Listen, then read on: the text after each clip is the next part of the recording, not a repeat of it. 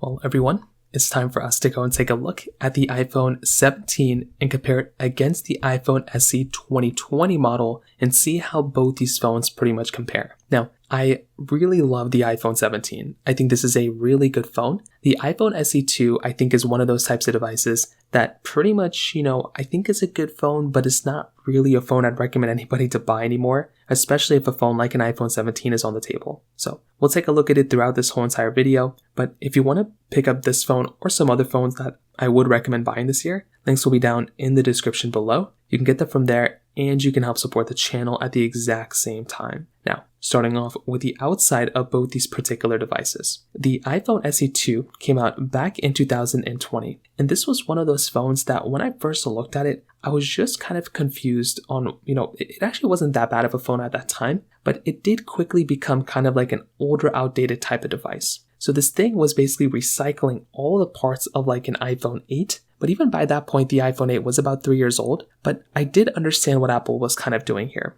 right? From a price tag perspective and what they kind of did, I do understand. It didn't feel that old when it first came out, but it did quickly feel like an old phone just because of the kind of lifespan that this phone kind of had. I think that's kind of the best way to describe it. Now you're getting a 4.7-inch IPS panel on the front side. So that already is kind of a downside if you're going to go through and pick up a phone, because you're already going to be getting a little bit of like an outdated type of, capability when it comes down to that side. So you're getting a, home button. It's a big bezel phone on the top and the bottom. The big disadvantage here is that you're giving up things like those gestures. Like you're not getting gestures inside of this phone. So that is kind of a disadvantage. And there's like 3 other things that I don't like about this phone on the outside either. But from that side, those are kind of the big takeaways. With the iPhone 17, this phone is going to be giving you a 6.3-inch Super Retina XDR OLED display. So this phone from that type of capability is going to be a phenomenal phone. That is a very good type of device in almost every single way. And if I'm going to go through and pick up a phone, that one does a really good job, from that particular perspective. So I'm a very big fan of this phone. It's a very big display, ProMotion type of display as well. It's going to be giving you, 3000 nits of peak brightness. And that right there is going to be a very, very big advantage. So that for me, I feel like is a really nice thing going on for this type of phone. And if I'm in the market and I'm going to go through and pick up a phone, that right there is a very nice thing for sure. The iPhone 17 is also giving you a USB Type-C port, where the iPhone SE 2 is giving you a Lightning port. So a little bit of a disadvantage from that side too, nothing crazy, but just a slight disadvantage. On the back side, you're getting glass backs on both, but the iPhone SE 2 is going to be a standard type of glass back, where the iPhone 17 is going to be that, frosted glass back. So kind of keep that in mind as well. Like if you're going to go through and pick up a phone, that right there is going to be another big type of thing to keep in mind there. So again, if you're going to go through pick up a device, you're definitely going to probably want to get something that's going to be giving you a better feeling. And that right there is going to be another one of those key kind of takeaways if you're looking at these types of phones. The iPhone 17 is definitely going to feel like a really good phone. It's going to feel like $1,000 phone, where the iPhone SE 2 is going to feel like a very, very older type of device. So from that side, that kind of covers it up there. Now, when it comes down to basically their price tags, I guess this could be an advantage for something like an iPhone SE 2. It's substantially cheaper. You can probably buy these things for like less than $100 all over the place. So that could be an advantage for an iPhone SE 2. But the iPhone 17 at $800, yes, it's way more expensive, but it feels to me more like an $800 phone than the iPhone SE 2 feels like a $100 phone. Like that's just kind of how I feel about it. It's kind of hard to describe and explain. But if I'm about to go through and pick up a phone, like that right there is going to be one of those big kind of things to keep in mind there. So like I said, I love these types of phones, but if I'm looking at them, definitely the iPhone 17 wins.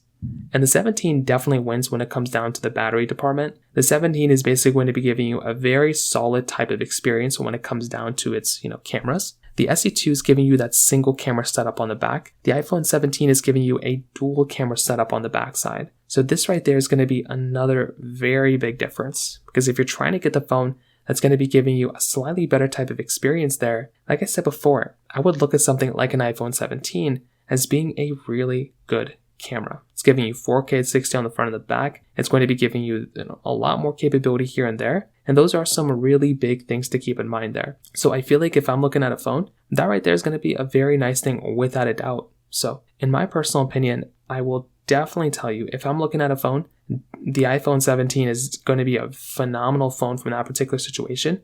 And that's why I would look at that type of phone as being a really good option without a doubt. Now, when it comes down to some other areas of these phones, like basically their software longevity, this is pretty much going to be a no-brainer for the most part. A phone like an iPhone, 17 is pretty much just getting started with software support. So that phone will basically be giving us software support for many, many years now. So that is going to be a very nice advantage for that type of device, because you're going to be able to go through and buy a device like that still is going to be giving you lots of software updates. The iPhone SE2 is still going to be giving us software updates without a doubt. Like, it's still going to be supported with software. There's not really going to be too many issues from that particular side. But if you are wanting to go through and get a device or, piece of software, like a software supported phone, that's going to be supported for a longer period of time, you're pretty much going to have to go through and buy something like an iPhone, 17. So that right there is also going to be another really, really big thing to keep in mind there as well. Now, when it comes down to some other areas, and I always mention this, when it comes down to their,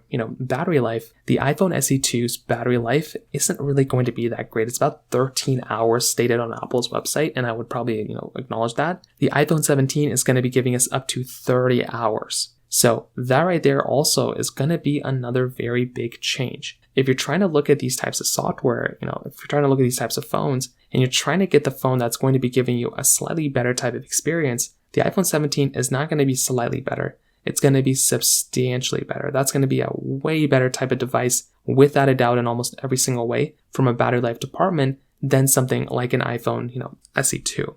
Especially from a performance perspective. If you're trying to get the phone that's going to be a way better feeling phone, way faster and everything like that, then there is always a device like an iPhone, 17 that's going to be giving you that Apple A19 chipset. It's going to be a very good type of device, and if I'm in the market and I'm going to go through and buy a device, those types of phones are definitely going to be the ones that are going to be giving me substantially better types of experiences. And I always mention this, but if I'm in the market and I'm going to go through and pick up something, I'm probably going to want to pick up the device that's going to be giving me a much better type of experience. And that is essentially what's kind of going on here. Those types of phones are going to be giving us very, very good capability, very good types of devices experiences. And the iPhone 17 is going to dominate when it comes down to the performance side. The iPhone SE2 is giving you the Apple A13 Bionic chip inside, and that's about the same chipset as something like an iPhone. It's a very old chipset for the most part. Now it's like the same thing as an iPhone 11. So you are definitely going to be getting a fairly limited type of experience when it comes down to it from that side. So to kind of sum it up, what I definitely will tell you is that I absolutely love these phones.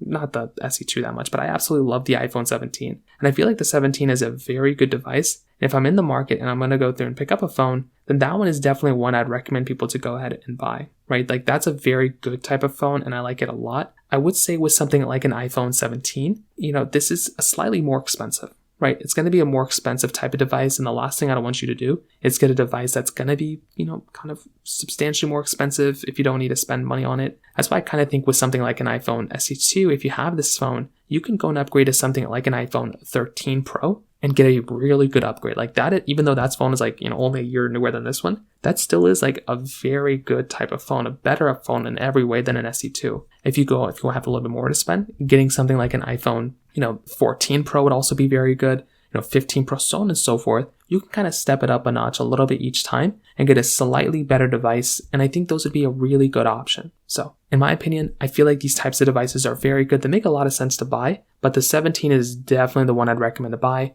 followed by something like a 16 Pro, 15 Pro, 14 Pro, 13 Pro. So that pretty much covers it up there. If you have any other thoughts or questions, please let me know in the comment section below. Hit the like button, that'll mean so much, but definitely hit that subscribe button. More importantly than everything else, I love every single one of you guys. Hopefully I'll catch you guys in the next video. Peace out till then.